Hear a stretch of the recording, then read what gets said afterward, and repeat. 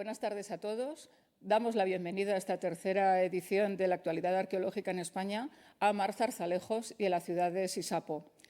Mar Zarzalejos es catedrática de Arqueología en la Universidad Nacional de Educación a Distancia. Resumir aquí su rica trayectoria investigadora y docente es del todo punto imposible. Desde que terminara sus estudios en la Universidad Autónoma de Madrid, donde obtuvo premios extraordinarios de licenciatura y doctorado, hasta la cátedra de Arqueología que ocupa hoy. Mar conoce también la gestión arqueológica y patrimonial por haber trabajado en esta línea para la Junta de Castilla-La Mancha, una experiencia que sin duda converge y enriquece su vertiente investigadora. En esta línea ha trabajado sobre diversos aspectos del poblamiento prerromano, de la implantación romana en la península ibérica, a través de distintos proyectos, pero sin duda es el proyecto Sisapo el que se ha convertido en la pieza central de su investigación y de sus numerosas publicaciones. La ciudad de Sisapo, que se identifica con el yacimiento de la Bienvenida en Ciudad Real, fue la capital de los distritos mineros de Alcudia y de Almadén,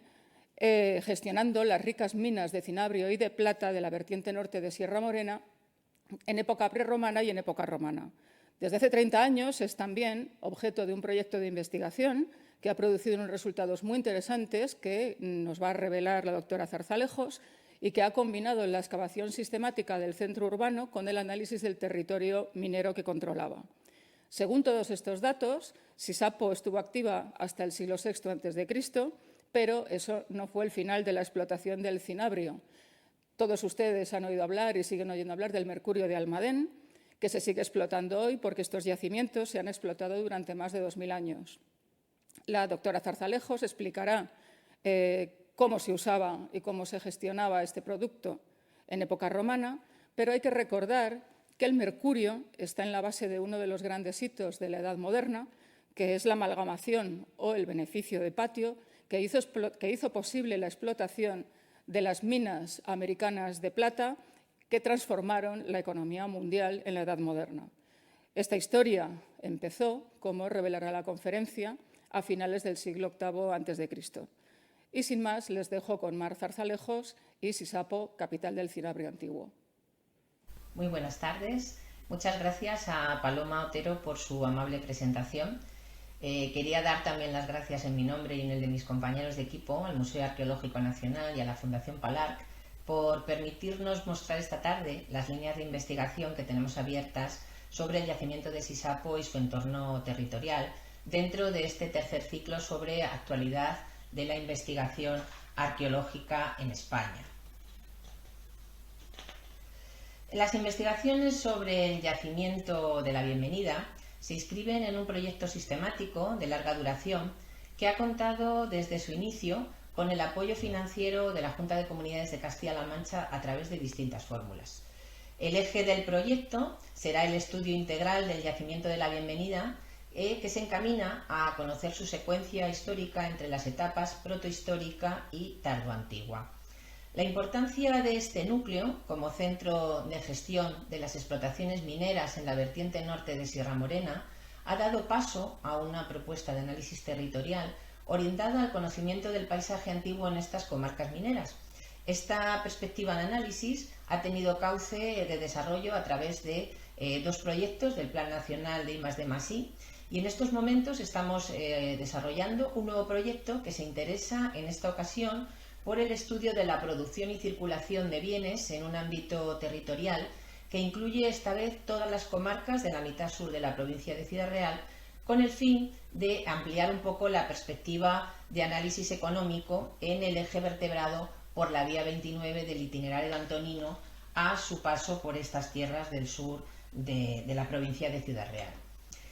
El equipo de investigación tiene una composición interdisciplinar. Aunque voy a ser yo quien haga esta presentación,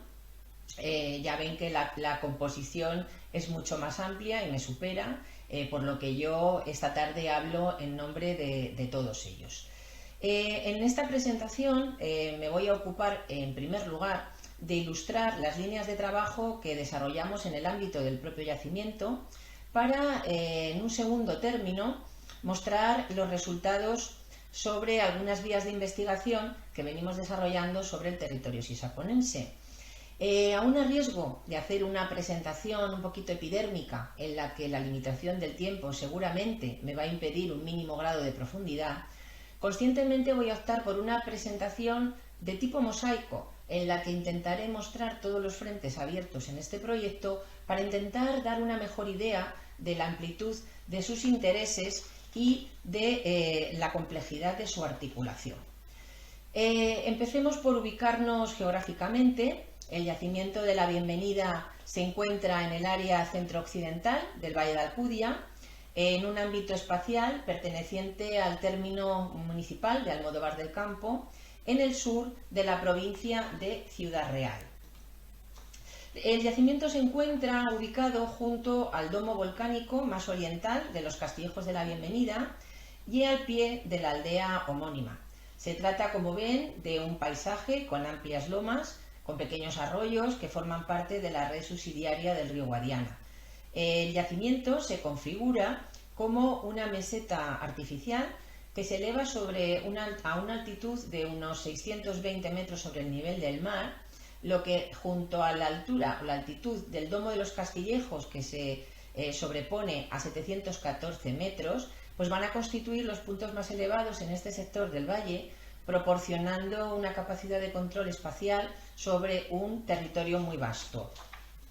La muralla apreciable en la fotografía aérea y en las imágenes LiDAR delimita un espacio de unas 8 hectáreas, pero la ortofotografía multiespectral revela que existe también un ámbito extramuros correspondiente al suburbium de la ciudad romana. Conocemos también en el entorno una serie de indicios de explotación antigua de galena argentífera, que son Minas Candelaria, San Marcos Trinidad y Villeta Baja. También hay indicios de una explotación de cobre al pie mismo del yacimiento, en lo que hemos denominado trinchera de la Bienvenida. Y se conoce muy bien también una cantera de roca volcánica en la cima de los Castillejos, de la que procede buena parte de los sillares y columnas de las construcciones de época altoimperial de la ciudad.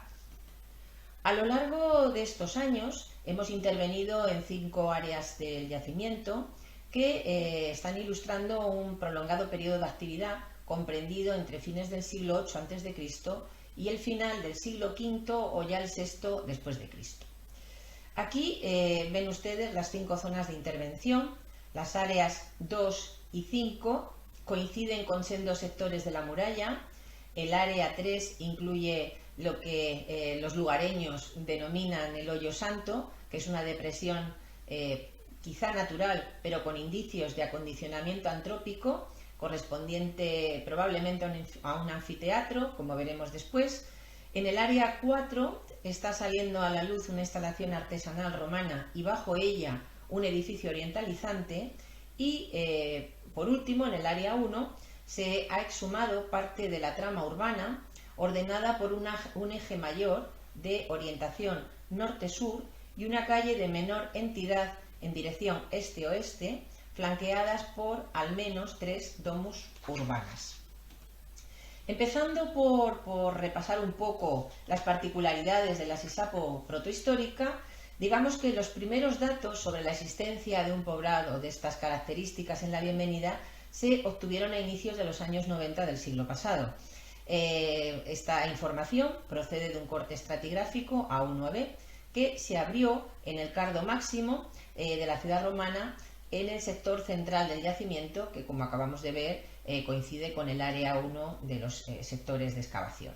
Estos trabajos ilustraron una secuencia comprendida entre fines del siglo VIII, inicios del VII a.C.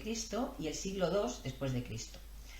Obligados por las limitaciones impuestas por el trabajo en un núcleo pluriestratificado, como es el de la Bienvenida, la exploración ceñida a un corte estratigráfico obviamente no nos permitió obtener datos en extensión que arrojaran luz sobre la funcionalidad del espacio correspondiente a estas etapas tan antiguas, pero en su momento planteamos la hipótesis de un posible carácter funerario o ritual.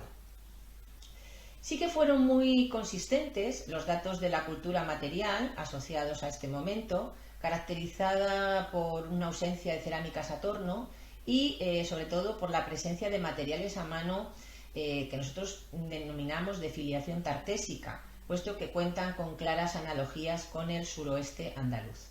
Los elementos más significativos eran cerámicas a mano pintadas de tipo Guadalquivir II, copas de paredes finas tartésicas, tenemos incluso un vaso a chardón, y fuentes carenadas de cerámica a mano fina, una de las cuales presenta decoración bruñida interna con un diseño de palmas radiales que tiene paralelos en yacimientos onubenses. Diversos indicios, entre los que se encuentra la presencia de olivino en las pastas de las cerámicas pintadas, nos hicieron proponer entonces una elaboración local para algunas de estas producciones. El hallazgo de este mineral en muestras de otros yacimientos de Ciudad Real, posteriormente como Alarcos, invita, creemos, a pensar en producciones locales en otros yacimientos del Alto Guadiana, lo que estaría ratificando a nuestro juicio la incorporación de estas tierras en los movimientos de grupos tartésicos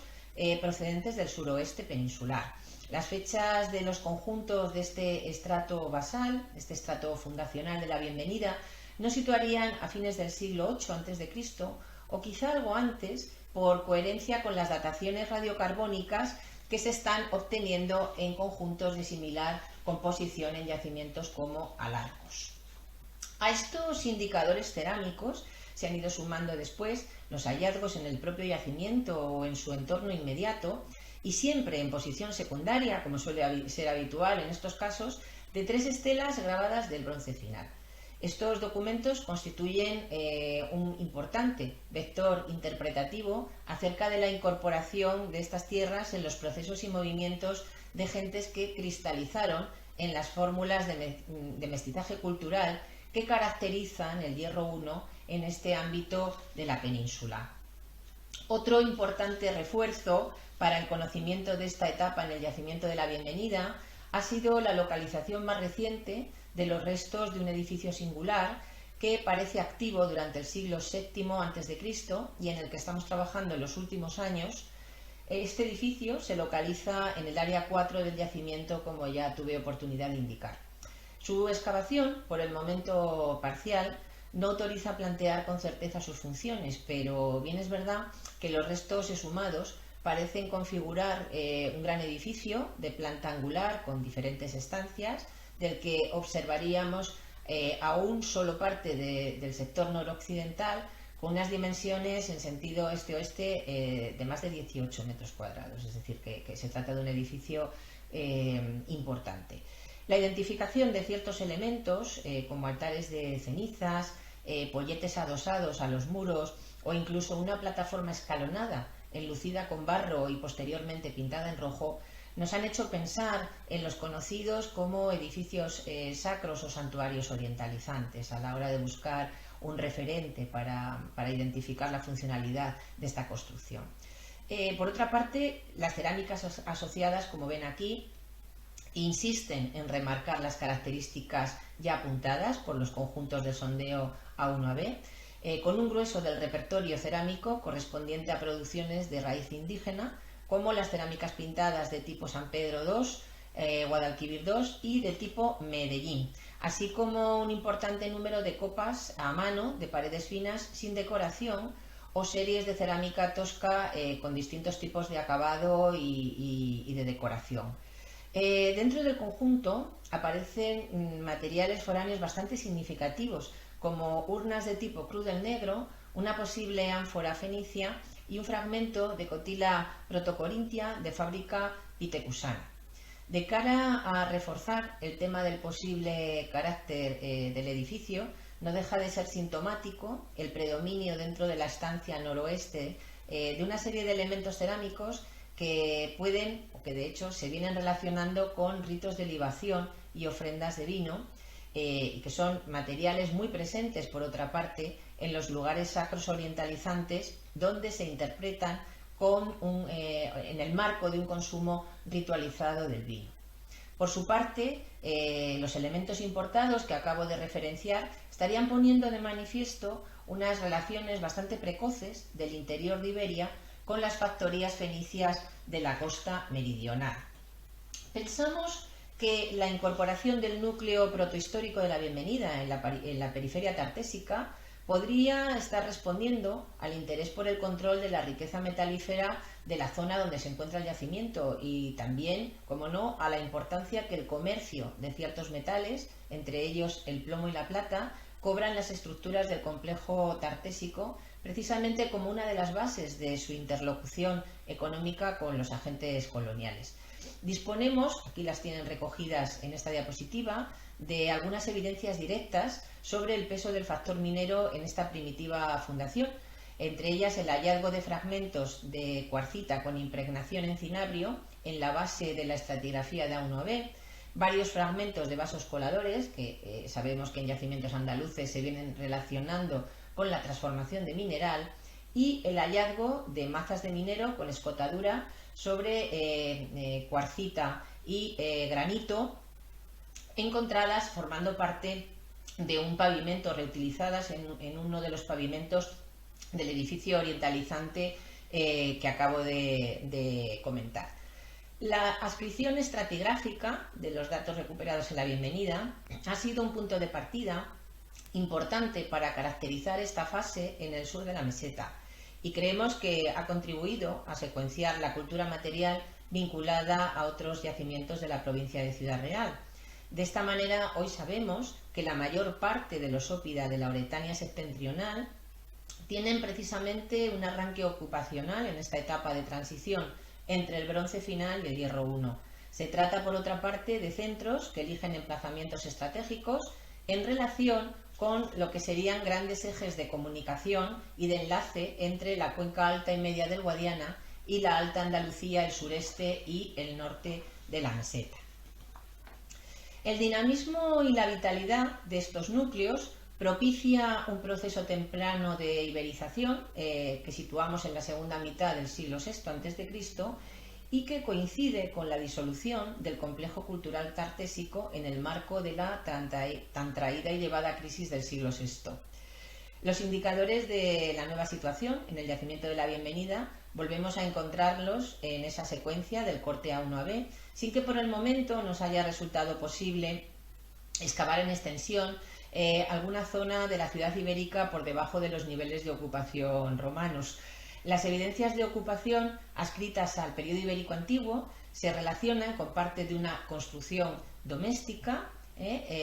con unas estancias cuadrangulares provistas de hogares de arcilla. La cultura material asociada incluye ya motivos propiamente ibéricos, como las circunferencias concéntricas, líneas onduladas, y dentro de las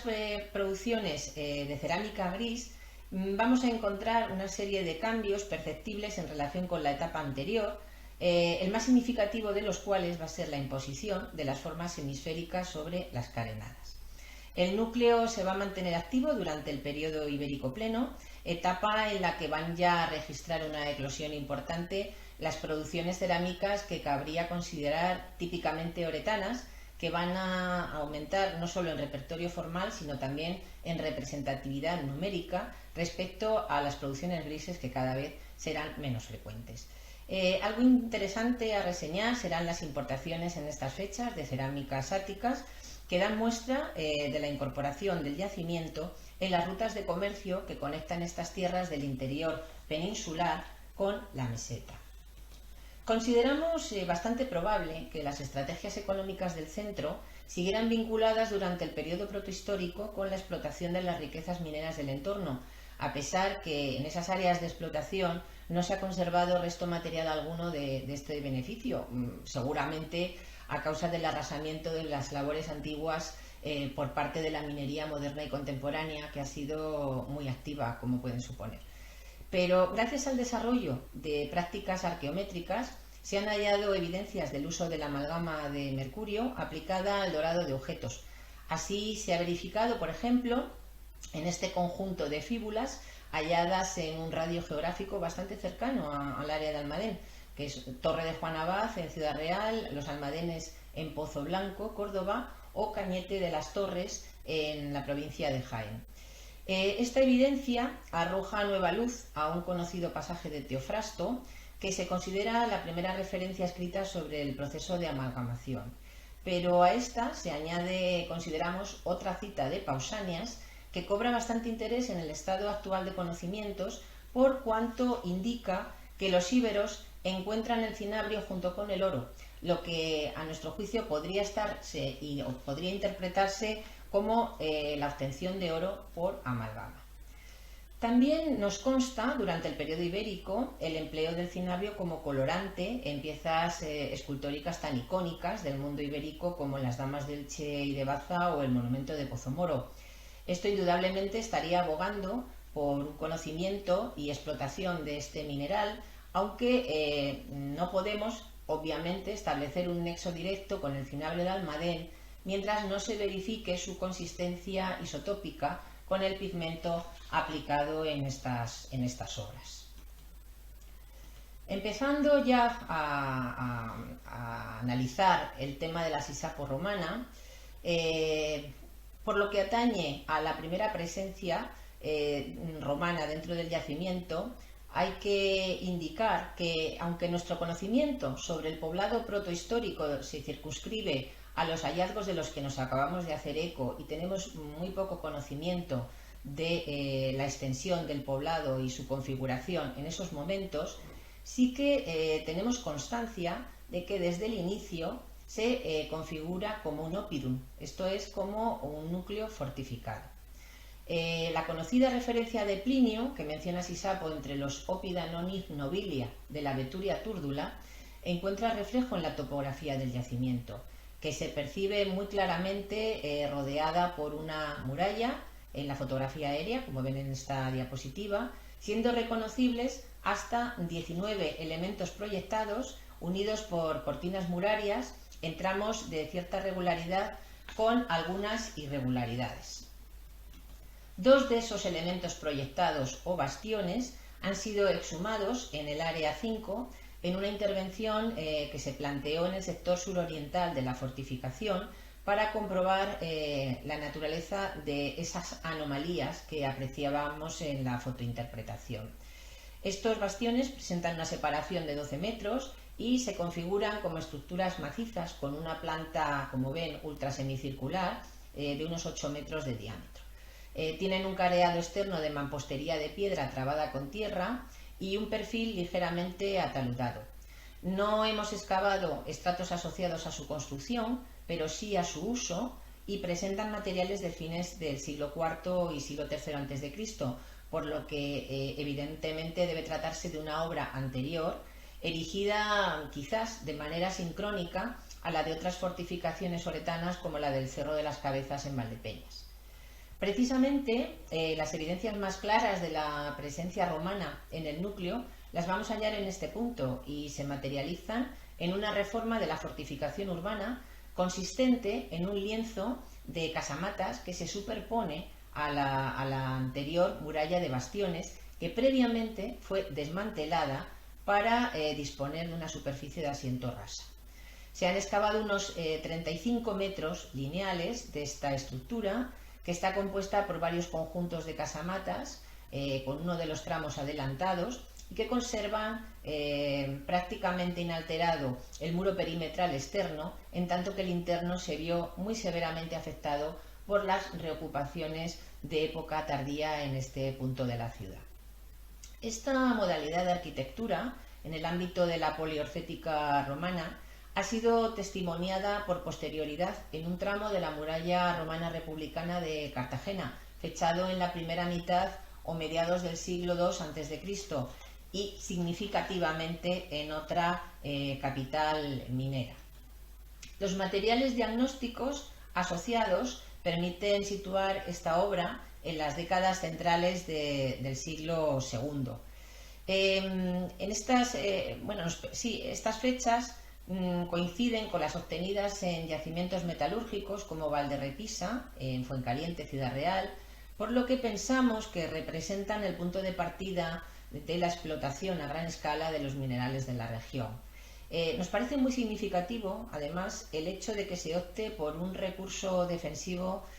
que une a sus aptitudes poliorcéticas la capacidad de almacenamiento, aspecto este que consideramos de indudable interés tratándose del núcleo que se convirtió en el gran centro gestor de los recursos mineros de Sierra Morena. La ciudad que ostentó este papel de control de esos recursos mineros fue mencionada en las fuentes grecolatinas con el nombre de Sisapo. Esta conocida frase de Plinio, que recogemos en esta diapositiva, se hace eco de la importancia del mineral de la mina sisaponense para el Estado romano. Aunque durante mucho tiempo Sisapo fue buscada en distintos lugares del ámbito, en el entorno de las minas de Almadén, las evidencias epigráficas halladas en el yacimiento de la Bienvenida pensamos que no dejan ya lugar a dudas acerca de su identificación con el citado topónimo antiguo, al haberse hallado en este lugar dos fragmentos de epígrafes que contienen parte del nombre de la ciudad, dos de los cuales, además, conservan elocuentes referencias sobre su condición de municipio, estatus que se reitera en esta magnífica inscripción que se hace eco de un acto evergético protagonizado por dos nobles locales. Bastante menos conocemos de la estructura urbana de época romana, de la que disponemos aún de una visión parcial, constreñida a los hallazgos que se han ido haciendo en los sectores del yacimiento en los que se ha intervenido. Como dijimos anteriormente, el área 3, en primer término, incluye el conocido por los lugareños como Hoyosanto. En el área 4, por encima de los restos de ese edificio orientalizante, está aflorando un área de carácter artesanal, y en el área 1 es donde se ha exhumado parte de la trama urbana de carácter ortogonal, de la que se conocen sendos ejes de orientación norte-sur, uno de ellos porticado, que recorre la ciudad hasta enlazar con la puerta sur, y otro paralelo por el oeste, parcialmente exhumado en esta zona central del yacimiento. Estos viales norte-sur están cortados perpendicularmente por una calle que discurre en dirección este-oeste y cuya prolongación enlaza con el área del Hoyosanto. Estos ejes urbanos claramente delimitan manzanas. En el lado este de la calle se alinean dos domus de atrio, mientras que en el lado oeste una sola casa parece estar ocupando una de estas manzanas. Precisamente una parte muy significativa de los trabajos recientes que venimos desarrollando en el yacimiento se centran en este área, donde se ha verificado que la citada traza urbana se remonta a la época tardoaugustea. En esta zona, como se ha indicado repetidamente, se practicó el corte estratigráfico A1B justo dentro o encima de la vía urbana, que se corresponde con el citado eje mayor norte-sur, y que puso de manifiesto una secuencia de pavimentos y niveles de uso de esta calle que permite atribuir la sistematización de la trama a un periodo de gran interés para el Estado romano por asegurarse el control de los recursos mineros de esta región. Pudo ser este el momento en que la ciudad obtendría su promoción jurídica, convirtiéndose en municipium, aunque la verdad es que no podemos asegurar este extremo, dado que la mayor parte de los ópida de la lista pliniana parecen alcanzar este estatus en época más avanzada, en época Flavia. En el lado oeste, como decía, de la vía principal norte-sur, se encuentra una gran casa de peristilo a la que hemos denominado Domus de las Columnas Rojas. Su planta presenta, como ven, una distribución de las estancias prácticamente centrada en torno al patio columnado, que alojó en su interior un jardín, un viridarium, con un pequeño estanque ornamental con rebosadero. Para fijar la datación de esta domus, contamos con las fechas poscuen de las unidades estratigráficas que se encuentran por debajo de sus niveles de construcción y que son siempre de época tardorrepublicano-augustea. También contamos con algunos detalles edilicios, como la conformación tipológica de los capiteles del peristilo. Y también se dispone, para hacer esta aseveración, de la información proporcionada por los únicos restos conservados del primer programa pictórico de la Domus, que se documentan en una de las habitaciones y que remiten al tercer estilo pompeyano con claros referentes datados en época tibero-claudia. En el último cuarto del siglo II después de Cristo, esta domus fue objeto de una serie de reformas de modelación en algunos de sus espacios de la crujía norte, pero también de la realización de un nuevo ciclo decorativo, que consiste en la renovación de las pinturas murales de una parte de las habitaciones y del peristilo y de la pavimentación de 5 estancias con mosaicos de notable calidad. Se trata de 4 mosaicos polícromos, los de estas habitaciones, y un quinto con decoración bícroma en blanco y negro, que presentan una estructura decorativa que aporta muchísima información sobre las funciones de las estancias. El análisis estilístico y técnico de estos pavimentos ha permitido su encuadre en la llamada Escuela Musivaria del Guadalquivir, manteniendo especial relación de contexto artesanal con algunos pavimentos aparecidos en la ciudad de Córdoba.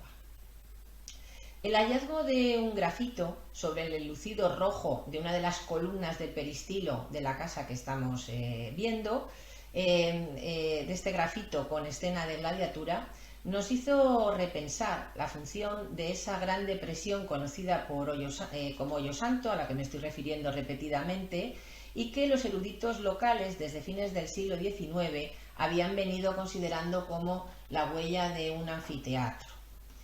En este espacio se realizaron varios sondeos a inicios de los años 80, con unos resultados, la verdad es que poco significativos, aunque sí que se verificó el hallazgo de niveles con materiales arqueológicos. Con el paso del tiempo, la erosión de la ladera occidental empieza a mostrar indicios de estructuras construidas que nos hacen recordar soluciones arquitectónicas relacionadas con el acceso a edificios tan conocidos como el anfiteatro de Pompeya. Con el fin de verificar esta posible similitud, en el año 2009 se realizó una prospección geofísica con tomografía eléctrica que nos permitió detectar estructuras construidas en los frentes norte y oeste, si bien es verdad que los resultados obtenidos en el centro de la cavidad no resultaron significativos al efecto de identificar anomalías correspondientes a restos de construcción. En el año 2010 realizamos una intervención puntual en esta zona, que desde el punto de vista de la organización de las áreas de trabajo denominamos Área 3, y que se dirigió a verificar la existencia de acondicionamientos antrópicos en esta llamativa cavidad. El resultado en este caso fue positivo, mostrando un conjunto de fábricas constructivas que parecen funcionar como infraestructuras para la contención de tierras y la formación del perímetro del denominado Hoyo Santo. Estas evidencias pusieron de manifiesto la necesidad de emprender una actuación de gran envergadura que pensamos requiere de un proyecto técnico con mayor continuidad temporal y medios de los que venimos disponiendo, por lo que se decidió suspender la actuación hasta garantizar que puede ser llevada a cabo con las necesarias cautelas. Volviendo al área 1, para seguir mostrando las evidencias del proceso histórico que experimenta la ciudad, hemos podido comprobar que el estatus económico de los propietarios de la Domus de las Columnas Rojas parece quebrar a fines del siglo II o inicios del siglo III, como recordarán en fechas muy cercanas a las de la propia reforma decorativa, ya que la casa pierde en esas fechas su concepto de unidad de ocupación familiar, pasando a convertirse en objeto de diversas reocupaciones, como evidencian las acciones identificadas en una estancia que se localiza inmediatamente al oeste de la cocina de la casa, ya inaccesible desde la propia vivienda mediante el cierre del umbral que las unía. Al hilo de estos hallazgos, en los últimos tiempos, estamos profundizando en el análisis de las evidencias arqueológicas que ofrecen información sobre el ocaso de la ciudad y que conducen a situar aquí la quiebra del modelo urbano, digamos clásico, a fines del siglo II o primeros años del siglo III. Esta ruptura no supuso su total abandono, sino que lo que verificamos es una importante transformación en los esquemas de ocupación que están ilustrando una vida entre ruinas, de acuerdo con una acertada expresión de Pierre Siliers de hace unos años. Este panorama se repite en otras muchas ciudades hispanas, por lo que este asunto se ha convertido en un eje de interés para la investigación. Aunque aún no conocemos el detonante que motiva estos cambios en Sisapo, lo cierto es que por esas fechas las minas de Hispania conocen un descenso bastante importante de su actividad, y entre las razones para ubicarlo pues se invocan imperativos técnicos, problemas de abastecimiento de mano de obra o la concurrencia en la economía imperial de otras regiones productoras como Dalmacia, Panonia, Mesia Superior, etc. En todo caso, parece indudable el efecto de esta situación en el escenario de explotación dependiente de Sisapo, lo que trajo aparejado el desplome de la prosperidad de un núcleo cuya razón desde el inicio se había cifrado en las explotaciones mineras. Tras una etapa de reocupaciones de las construcciones, se va a producir un proceso generalizado y dilatado en el tiempo de abandono de esta zona de la ciudad, así como el derrumbe de buena parte de las estructuras arquitectónicas, que se va a materializar desde el punto de vista arqueológico en grandes masas de tierra muy compacta, resultado obviamente de la disgregación de los muros de tapial o de adobe. Sobre estos estratos de ruina identificamos numerosas acciones que persiguen la búsqueda para su reutilización de materiales constructivos, especialmente sillares de la construcción original de la casa, y esto queda patente en la realización de una serie de zanjas alargadas y profundas que alcanzan en muchos casos los zócalos pétreos. Los grandes espacios deprimidos que se generan por estas remociones fueron después empleados para depositar escombros procedentes de los desmontes cercanos y también se emplearon, nos consta, como basureros. Entre los materiales asociados más tardíos encontramos producciones de terra sigillata hispánica tardía, terra sigillata africana D, con cronologías que se prolongan hasta mediados del siglo V, aunque la presencia de terra sigillata hispánica tardía meridional podría hacer pensar en fechas un poquito más avanzadas. La última ocupación documentada en el yacimiento se sitúa ya sobre los últimos rellenos de amortización de estas zanjas, a muy pocos centímetros de la superficie actual del terreno. Las evidencias constructivas se identifican pues, a partir de restos muy parciales y muy mal conservados de muros de muy poca calidad edilicia, y estas estructuras se localizan en el espacio que en época alto imperial ocuparon las tabernae de los frentes oriental y occidental de la domus de las columnas rojas. Una huella evidente de estas ocupaciones tardoantiguas en estos lares se ha hallado en el paraje del Arroyo de la Bienvenida, que se encuentra a unos 50 metros del solar de la propia ciudad y donde hace unos años se excavó parte de un cementerio de esta época en el curso de una intervención relacionada con las obras de mejora de la carretera que discurre al pie del yacimiento. En el curso de esta actuación se sacaron a la luz 10 tumbas con 24 individuos y un espacio anejo con un hogar y un pozo que consideramos relacionado con la realización de determinados rituales. 9 de las 10 tumbas exhumadas comparten una misma tipología constructiva, como ven. Se trata de cistas realizadas con sillares de toba volcánica de sección rectangular y cubierta de similares características que se conservaba en 5 de los casos. Consideramos bastante probable que estos sillares provengan del saqueo de las estructuras altimperiales de Sisapo. Todos los enterramientos presentan rito de inhumación con una orientación este-oeste y con la cabeza orientada al oeste. Todas las tumbas, salvo la 2, presentan ajuares integrados por elementos cerámicos depositados en la cabecera. Entre ellos se encuentran esta ollita a torneta aparecida en la tumba 1, que tiene paralelos en contextos madrileños de finales del siglo V o ya primer cuarto del VI. También se identifica la icónica jarrita de un asa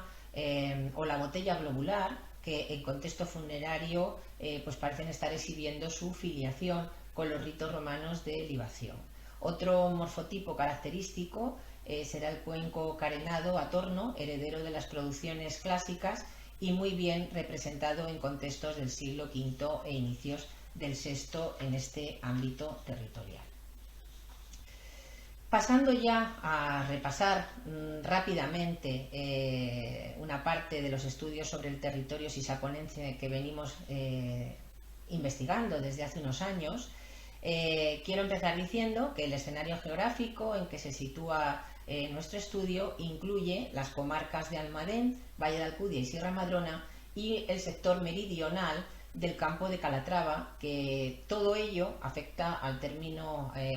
espacio comprendido en 17 términos municipales. Este ámbito, célebre por su gran riqueza minera en cinabrio y galenas,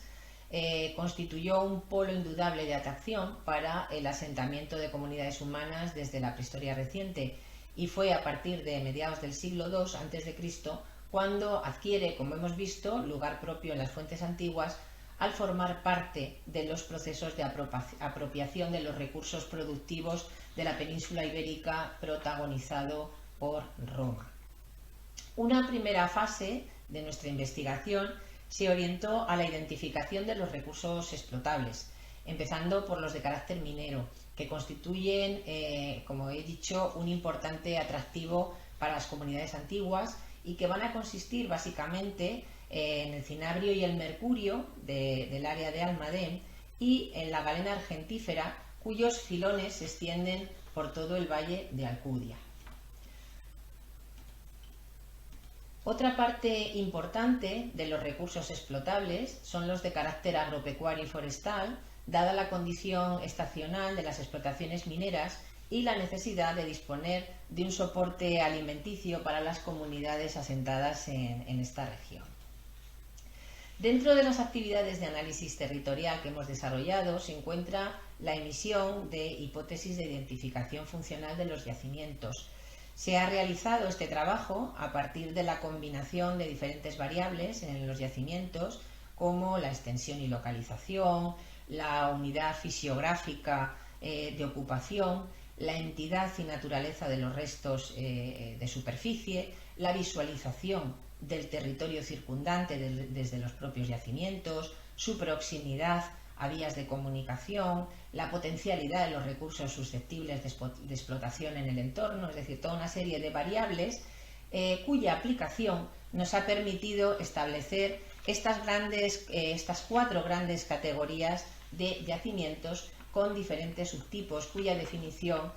pueden encontrar en la bibliografía referencial que acompañará a la publicación de estas conferencias. Estos trabajos nos han permitido identificar un importante número de yacimientos que indudablemente arrojan nueva luz sobre la relación existente entre las explotaciones mineras y la articulación del poblamiento en época romana. Sobre el conocimiento de base que se obtuvo en la primera fase del proyecto, se ha diseñado después una metodología de trabajo a diferentes escalas que parte del reconocimiento de 3 microrregiones, cada una de las cuales estimamos que desempeña un rol en el marco del tempo histórico considerado en el proyecto. Así, la comarca de Almadén representaría el espacio directamente relacionado con los recursos de cinabrio. La comarca de Alcudia y dentro de ella el área de la Bienvenida coincide con el ámbito espacial de Sisapo, su suburbium y el territorio inmediato de explotación, rico, como dije antes, en galenas argentíferas. Y finalmente, la comarca del río Tirteafuera, fuera ya del ámbito fisiográfico del propio Valle de Alcudia y que, merced a sus aptitudes agronómicas, pensamos que constituyó una de las bases económicas de la región. Por razones de espacio no voy a poder dar cuenta aquí de los resultados obtenidos en el estudio de cada una de estas microrregiones, pero voy a ejemplificar el avance del conocimiento seleccionando la comarca de Almadén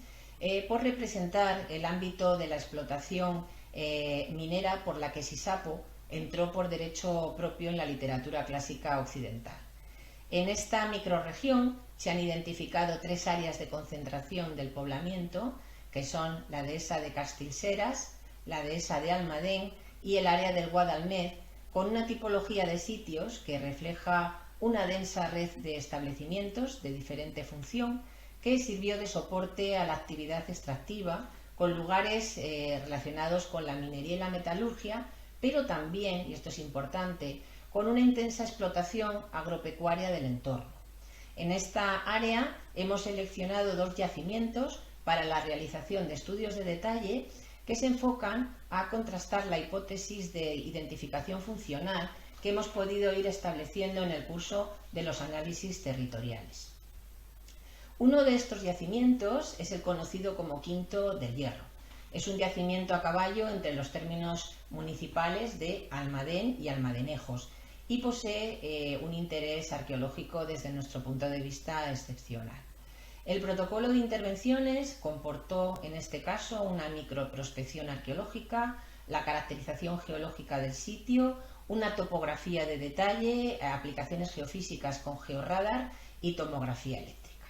El conjunto se encuentra en terrenos de la llamada dehesa de Castilseras y ocupa, desde el punto de vista fisiográfico, las estribaciones noroccidentales de la Sierra de la Cerrata, asentándose sobre los cerros de las Tuercas y de las Taurdas.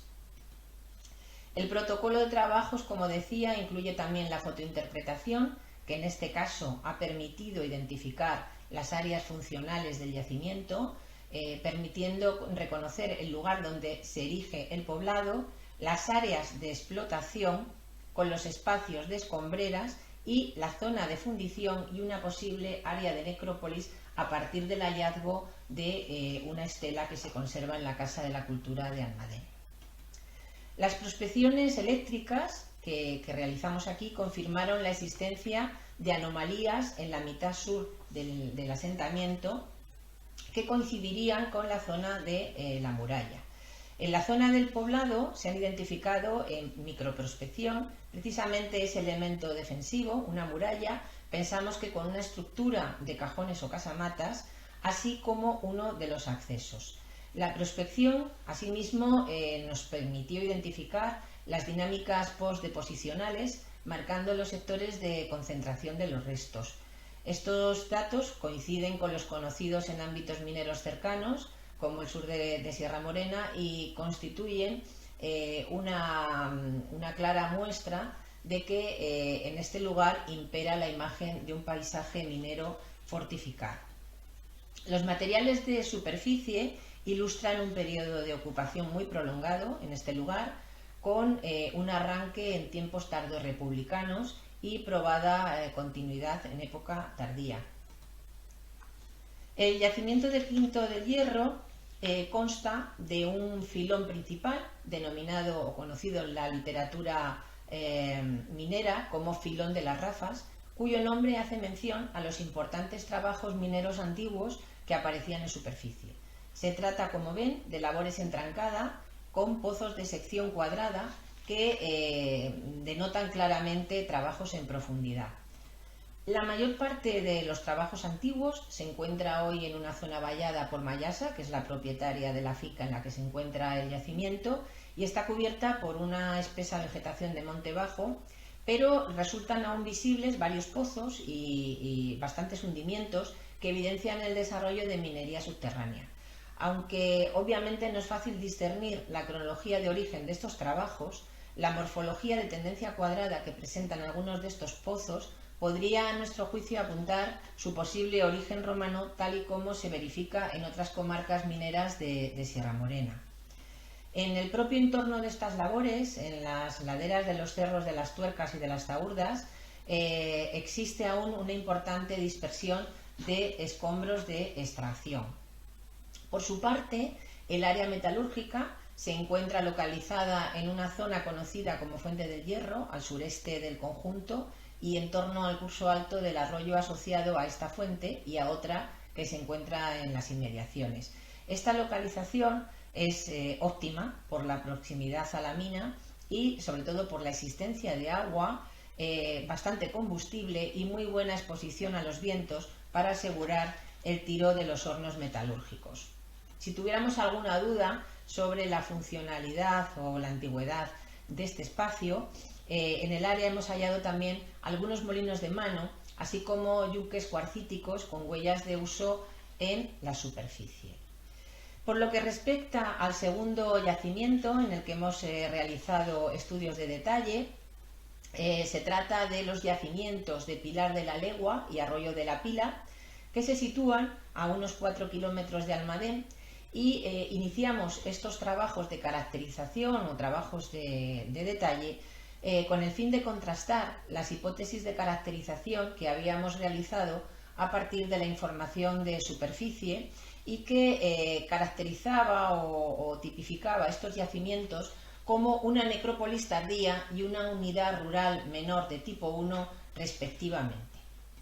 Esta intervención se inicia en el año 2014 con un protocolo de trabajos diagnósticos que incluye tareas de microprospección, prospección geofísica, sondeos arqueológicos, aquí los tienen, topografía y fotografía terrestre y aérea.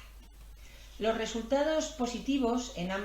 fueron positivos en los dos casos, tanto en Pilar de la Legua como en Arroyo de la Pila, pero la identificación de un edificio religioso de cronología tardoantigua en Pilar de la Legua propicia una excavación en área de este yacimiento que se lleva a cabo entre 2014 y 2017. En el curso de estos trabajos, que fueron impulsados por el Ayuntamiento de Almadén y financiados a través de proyectos competitivos por la Junta de Comunidades de Castilla-La Mancha,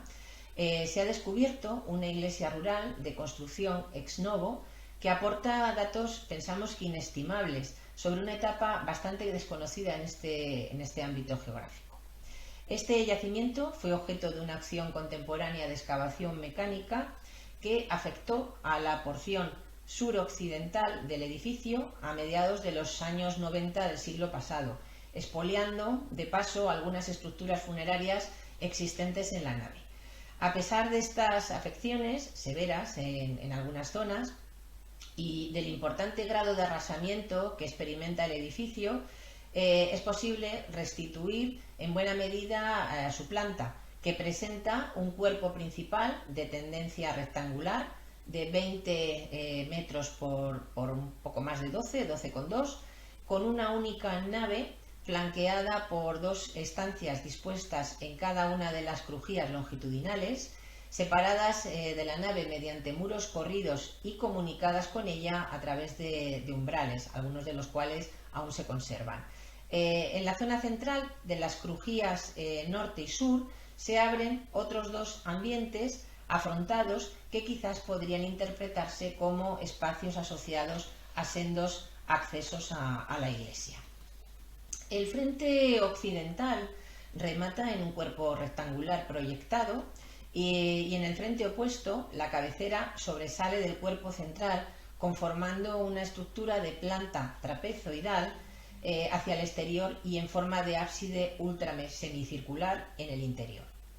Este ábside conserva restos de un pavimento de opus igninum y en su centro se ha hallado una base de mampostería que debió constituir la base sobre la que apoyaba el soporte del altar, rematado por una mensa de mármol decorada con relieves y de la que hemos recuperado un fragmento entre los materiales hallados en una unidad de abandono localizada fuera del edificio junto a su cabecera. En el interior de la estancia más occidental de la crujía sur se ha hallado este maravilloso baptisterio en perfecto estado de conservación. La fuente, en forma de cruz griega y revestida de opus igninum, cuenta con accesos escalonados en sus lados oeste y sur. Y este es un hecho a reseñar, ya que la disposición en ángulo de los brazos con escalones no es la habitual en las tipologías de fuentes bautismales, constituyendo, que sepamos, un unicum a este respecto dentro del repertorio hispano. Tampoco parece que la ubicación en planta de este espacio bautismal, tan cercana al ábside, sea la más repetida, aunque no es extraño en cambio encontrar estas estancias bautismales distribuidas en ambas naves, especialmente en las naves del lado sur, como se verifica en bastantes otros casos, entre ellos el de la cercana iglesia del Germo en el vecino valle de los Pedroches, ya en Córdoba. La nave acredita un uso funerario al alojar 5 estructuras de orientación este-oeste distribuidas en 3 filas que originan otros tantos conjuntos, aunque es posible que pudiera existir alguna tumba más destruida probablemente en el curso de las intervenciones mecánicas antes aludidas. El conjunto más oriental, está integrado por 2 sarcófagos tallados en toba volcánica, cuya cantera pensamos que podría ubicarse en el área de Casablanca, a unos 10 kilómetros del norte de Pilar de la Legua. El material esquelético que se ha recuperado en las unidades no afectadas por el expolio corresponde a 2 individuos de sexo masculino y edad adulta, de unos 22, 35 años y 25 años respectivamente, y a un adulto joven de entre 16 y 25 años, en este caso de sexo indeterminado. Las fechas radiocarbónicas sitúan todos estos restos en la segunda mitad del siglo VII después de Cristo. Aunque la intervención arqueológica no ha registrado objetos litúrgicos en contexto, sí hay que reseñar el hallazgo de varios elementos singulares, todos ellos aparecidos en un estrato de abandono documentado fuera de la iglesia, en la zona próxima a su cabecera. Sin ninguna duda, la pieza más singular es esta cruz patada de hierro, con unas dimensiones medias y perforaciones en sus 4 brazos, 2 de los cuales conservan aún sendas argollas de las que penden varillas con los extremos doblados sobre sí mismos a modo de hembrillas. En la misma unidad estratigráfica ha aparecido también un conjunto de elementos del mismo metal, realizados también en hierro, que funcionalmente pensamos que están relacionados con la cruz, así como un clavo de 8,5 centímetros de longitud, con sección cuadrada y cabeza en forma de arandela, de la que cuelga una argolla y un eslabón y que pensamos pudo servir para suspender la cruz, posiblemente en el arco de acceso al ábside que aloja el santuario de la iglesia. Asimismo, creemos destacado señalar que en el mismo estrato de abandono se han recuperado fragmentos pertenecientes a 2 pequeñas lámparas de vidrio con el cuerpo en forma de cuenco y un remate inferior en forma de vástago tubular, macizo o hueco, que facilitaba su inserción en un soporte metálico. El conjunto se completa con este fragmento de lámina de plomo de tendencia rectangular de unos 6 centímetros de largo por 0,7 de ancho y 0,15 de grosor, cuyas características formales permiten su identificación con un portamechas relacionado con las citadas lámparas. Muy significativos son también los datos de poblamiento tardoantiguo del entorno de la iglesia, que recrearía el paisaje de ocupación rural relacionado con este edificio religioso, ya que parece erigirse en un núcleo central, en torno al cual se distribuye un conjunto de asentamientos de pequeña o mediana extensión que surgen precisamente en este periodo. Estos datos creemos que contribuyen a esbozar el paisaje previo ya a la llegada de los pobladores islámicos a esta región,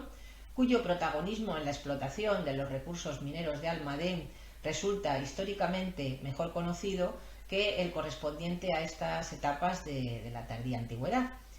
Y hasta aquí este rápido vuelo sobre el proyecto de investigación sobre Sisapo y su territorio, donde llevamos años intentando obtener algo de luz sobre 14 siglos de su historia. Muchas gracias por su atención.